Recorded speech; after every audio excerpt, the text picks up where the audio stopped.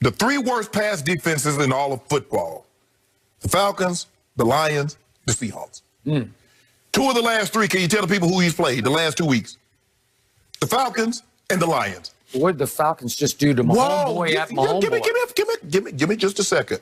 Also, 2 of those teams, just in case the people don't know, 2 of those teams have fired their head coach and general manager. The Falcons and the Lions.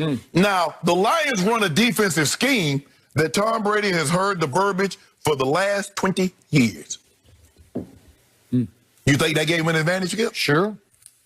Interesting. Skip, look. I know you was going to do this. And this is what we do with Tom Brady.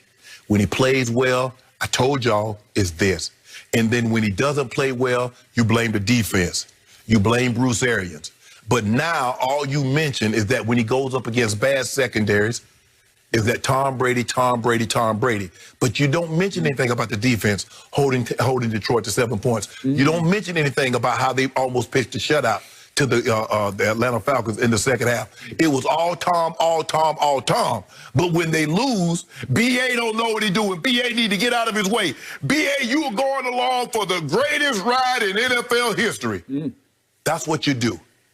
I don't take no stock in this because this is what we know. When he plays teams that are in the playoffs or on the cusp, he lays an egg. New Orleans twice, gagged it. Chicago, right there, they win next week, they're in the playoffs. My homeboy lost it. So, Skip, don't give me that. You know and I know what they lost to somebody else too. Who else they lose to? They lost 3 games in a row. But anyway, we know the Rams. So any team that has playoff aspirations are right there. Not sure the Rams are going to make it, but that's a whole nother story. Yeah, the quarterback. I Skip, I was looking at my ancestry genealogy, Ancestry.com, and I stumbled across something that I didn't know, and you probably didn't even know this either. Jared Goff and Carson Wentz are related. They're turnover brothers. They're awful, and that's the reason why, if you're right, they might not make the playoffs because Jared Goff. And their ownership was dumb enough to give both of them long-term, huge money deals. Well, as opposed to my owner, who was smart enough to dig in and say, no, not that much. He gonna have to pay. He gonna have to pay sooner or later. But anyway, Skip, look, I'm not overreacting to Tom Brady throwing against Detroit. Detroit's not very good. They packed it up long time ago, and it serves them right because Jim Caldwell should have still been in that position, but they weren't satisfied making the playoffs every other year. They chose not to make the playoffs for the last 3 years, and it serves them correctly. But I'm not overreacting to Tom Brady doing what he did against Detroit. The Brady hate is so deep on this table right now that I think I'm going to drown it. Truth. Let me remind everyone, there were only virtual OTAs. Tom Brady was trying to figure out his new receivers and his new team, throwing in some public park in Tampa and got run out of the park because he was violating the quarantine. Then there were one or two. No, there were no preseason games. There weren't even 1 or 2. There were 0 preseason games. He got thrown into the fire against his division rival, your Super Bowl pick at New Orleans, which I said was as unfair an opening game schedule as you could ever find in the history of this league, with a man joining a new team and a new coaching staff. It took a while to figure it out because it looked like just when they figured it out at 6-2, Tom said, I want him. I don't care what you say, Bruce Arians, about how he won't fit in our locker room. I will show you. I will make him fit. I'm talking about Antonio Brown. And he disrupted the on-field chemistry for a while because right on schedule, all that disaster happened as they tried to force him into their rotation. And then all of a sudden, Tom Brady said, okay, that's enough. I got this. When they fell behind 17-0 a week ago at Atlanta, he said, I got this. When they fell behind 24-7 in the third quarter, he said, no, I got this. I told you it was a virtuoso. I told you it was a masterpiece. He threw for 320 yards against that same defense that went and shut down Patrick Mahomes at Kansas City, held him to 7 points through 3 quarters, and Tom Brady... They had you to no points in the first quarter. Well, wait, Tom Brady put up 31 points in the second half at Atlanta and threw for 320, which was by far the most yards any NFL quarterback has thrown for in a second half all season. And then he turned right around after all the stories about how in the last 6 games, Tampa had opened up in the first quarter, losing 59-7. In their previous 6 first quarters, they lost 59-7, all told, cumulative. Was he and he said, I got this. And here he went to work, and he, in the first half, went beyond virtuoso, beyond masterpiece, beyond Mona Lisa. I don't know what's better than Mona Lisa because I don't know art that well, but I told you the one against Atlanta was a Mona Lisa. This was the greatest ever. This was 348 yards on top of 320.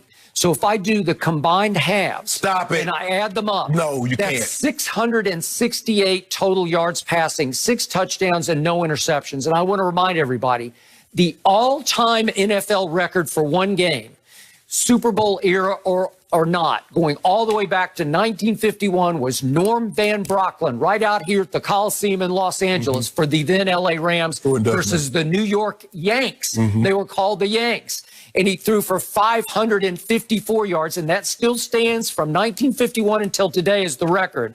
And if I add up to the 2 Brady halves, 668 would have smashed, obliterated that record. So, if I do that, I'm going to take Ryan Fitzpatrick, his fourth quarter. He had 182. So if I project that over the other 3 first quarters, that'd be over 700 yards. See, so you couldn't do that. But let me ask you a question. This is what I notice about what you do and a lot of other people do. When Tom Brady doesn't play well, you blame it on the OTAs. There was no OTAs. There were no training camps. There were no preseason football. But you don't mention that when he loses. So what's my biggest pet peeve about Pro Bowl voting? It happens way too early, and I don't know why. What are you waiting for? Why can't you wait until the season is over? Nah. Because if you waited just 1 more week, 2 more weeks, because the votes were in. He had an opportunity. He had the same opportunity that Kyle and everybody else had. These he had games 14 count? games. Yeah, they really count. This is it. This is the stretch run. And I'm sure Tom Brady did not love it that Kyler Murray got the 3rd spot on the Pro Bowl team in the NFC. You say he don't care about Pro Bowl. Kyler didn't have the greatest game on Saturday, and Tom Brady, just the game before on Saturday, said, voters, watch this. Is there any doubt that Tom Brady should have at least been the 3rd quarterback on the NFC team? Yes, he should have been. You know it, and I know. So now he's up to 36 touchdown passes, which would have tied for the league lead a year ago. Yeah. Right? Lamar had 36 and led it. Aaron's going crazy. I give you that. But Tom's 4th best in touchdown passes. And by the way, I know you don't love Pro Football Focus, but going into this week, they graded him the 3rd best quarterback on total body of work. And now that Mahomes struggles so badly at home on Sunday, I will bet you that Tom Brady vaults up to 2nd best graded quarterback for the whole year. I bet Tom Brady does not get a vote when it comes to the MVP selection. I bet that. That would be Brady hate. That would be Brady burnout. That would be, we're sick and tired and he's doing it again. So let me just put this in some perspective for you. Last year, Jameis Winston threw 33 touchdown passes and led the league in passing yards with over 5,000. Right. He also threw 30 interceptions and lost 5 fumbles. So that was 35 turnovers. Right now, Tom is already 3 above him. Clear. With a whole game to go again against Atlanta. This one's in Tampa Bay. But Tom Brady has thrown 11 interceptions, which you have ridiculed him for, but he's only lost 1 fumble all year. So he has 12 total turnovers to Jameis's 35 a year ago. So what happened? 7 and 9 a year ago has become 10 and 5. And Tampa made the playoffs for the first time since 2007. But he has 11 picks. Aaron Rodgers has 6 total turnovers. Mahomes has 7. And they have more touchdowns. And they have a better record. No risk it, no biscuit. If you look at the history of Bruce Arians with all those great quarterbacks he coached, first year was always high interceptions. See Peyton Manning, see Roethlisberger, see Andrew Luck. I just want to make sure I'm hearing you correctly. Palmer, see Carson I just want to make sure I'm hearing you correctly. So are we not giving BA any credit? Well, he's running BA's offense because he leads by a mile in air distance. So he is bombs away. And if we could just see those 4 touchdown passes in the first half, these are extraordinary. Yeah, you know Detroit quit. Stop it. The defense, they quit. I don't think they quit in the first half. And if we Oh, could my just see goodness. them in a row, I just want to see them. This is to Gronk. This is goat to goat. How good is this throw, and how good is that catch? That was a great throw and catch. Yep, That was. I will give you that. Thank you very much. Great throw. And then let's That's go a to big the catch second radius. one. This is the second touchdown pass. This is not exactly short, and it's to Mike Evans. Skip. And I think that's a great throw. That's- and somebody across from me keeps telling me that arm talent has diminished, and then boy, that was Skip. that was right on the money. This is his best one. no. This is a little rocket, and it's a great catch by Chris Godwin. I will give you that. The AB throw, Skip, is the best throw of his season for Tom Brady. Well, that one that he throws to It's AB, gonna come right now. this is the best throw of the season for him. Fastball, boom. AB 81 touchdown. Whew.